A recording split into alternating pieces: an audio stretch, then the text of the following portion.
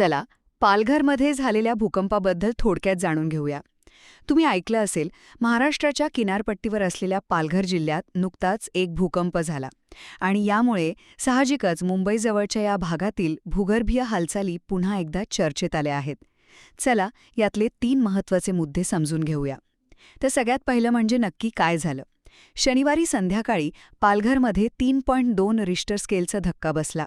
आता यामुळे लोकांमध्ये थोडी भीती पसरली, पण चांगली गोष्ट ही आहे की यात कोणतीही जीवितहानी किंवा मालमत्तेचं नुकसान झालेलं नाहीये.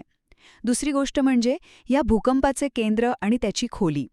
हे केंद्र मुंबईपासून साधारण 84 किलोमीटर उत्तरेला होतं आणि महत्त्वाचं म्हणजे तो जमिनीखाली फक्त 5 किलोमीटरवर होता.